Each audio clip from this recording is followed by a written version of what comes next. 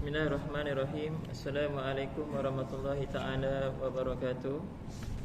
Mari kita sama-sama mulakan majlis kita dengan baca umul kitab ila syarafin Nabi Mustafa Rasulullah sallallahu alaihi wasallam wa ala alihi wa dzurriyyati ajma'in wa azwajil mutahhirin wa sahabatil kiramil Fatihah. A'udzu billahi minasyaitonir rajim. Bismillahirrahmanirrahim. Alhamdulillahi rabbil alamin. Ar-Rahmanir Rahim. Maliki yaumiddin. Iyyaka na'budu wa iyyaka nasta'in. Ihdinas siratal mustaqim. Siratal ladzina an'amta 'alaihim ghairil maghdubi 'alaihim waladdallin. Amin. InsyaAllah kita akan mulakan pertemuan kita dengan kita sama-sama berselawat ke atas Junjungan besar Nabi Muhammad sallallahu alaihi wasallam. Innallaha wa malaikatahu yusalluna 'alan nabi ya ayyuhalladzina amanu sallu 'alaihi wa sallimu taslima. Allahumma salli salatan kamilatan wa sallim salaman tamman ala sayyidina Muhammadin allazi tanhallu bihil uqadu wa tanfariju bihil kurabu wa tuqda bihil hawaiju wa tunalu bihir raghaibu wa husnul khawatimi wa yustasqal ghamamu biwajhil karimi wa ala alihi wa sahbihi fi wa nafasin bi adadi kulli ma'lumin lak bi rahmatika ya arhamar rahimin. Bismillahirrahmanirrahim. Alhamdulillahirabbil alamin. Wassalatu wassalamu ala asyrafil anbiya'i wal mursalin wa ala alihi wa sahbihi wa barik wa sallim. Subhanaka la ilma lana illa ma 'allamtana innaka antal alimul hakim. Rabbi shrah lana sudurana wa yassir lana umurana wahlul 'uqdatam min lisanina yafqahu qawlana. Amin amin ya rabbal alamin. Jadi yang saya hormati imam kita Rahman dan juga tuan pengurusi serta AJK Surau, hadirin hadirat yang dirahmati Allah Subhanahu wa taala. Jadi pertama-tama dan selamanya kita sama-sama merafakkan kesyukuran kita kepada Allah Subhanahu wa taala.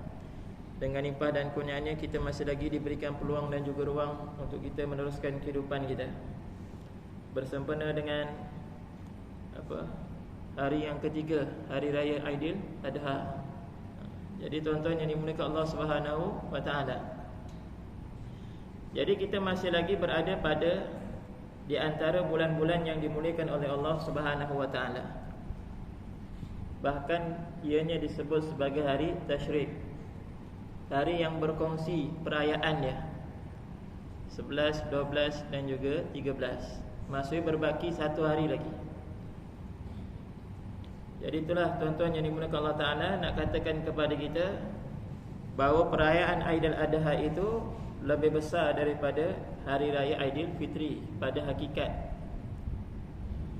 Kerana kita melakukan sesuatu ibadah yang tidak sama kita lakukan pada waktu yang lain, iaitu kita terpaksa melakukan pengorbanan. Itulah yang disebut udhiyah, pengorbanan.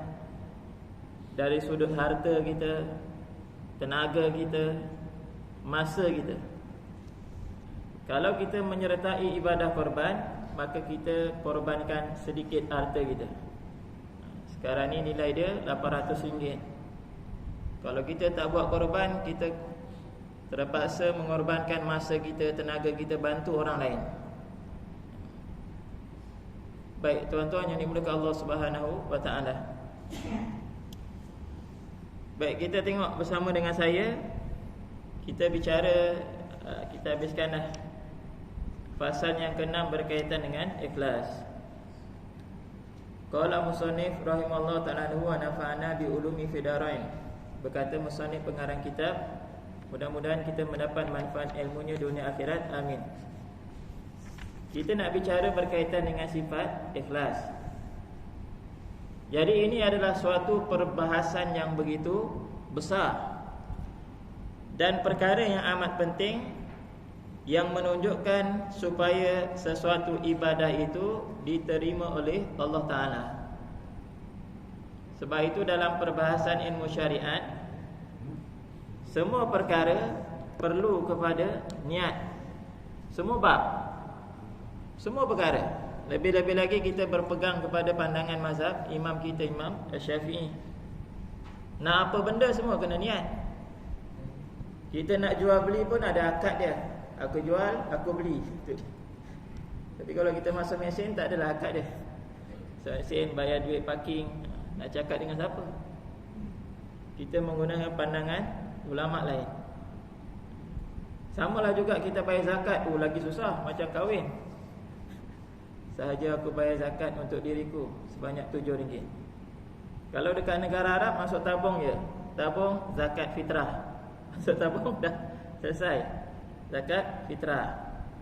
Kita pergi sana macam pelik. Tapi zaman sekarang kita dah banyak buat. Ada dekat mesin ATM, kita boleh bayar guna SMS, guna aplikasi dan sebagainya. Kat Shopee pun ada.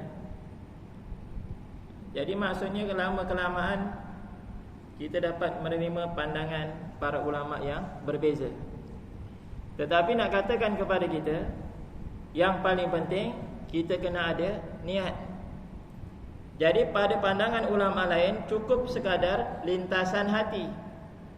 Contoh macam tuan-tuan nak datang ke surau, mestilah niat kita nak solat maghrib secara berjamaah. Itulah dia niat. Tetapi oleh kerana imam kita dia begitu ihtiyat, berhati-hati, maka dikatakan niat itu sebagai rukun. Maka adalah perkara yang disebut talafuz dengan lidah. Usolli fardu maghribi dengan lafaz. Tetapi niat yang sebenar adalah dalam hati. Sahaja aku solat maghrib 3 rakaat kerana Allah Ta'ala. Yang mulut itu sunat, yang dalam hati itu rukun.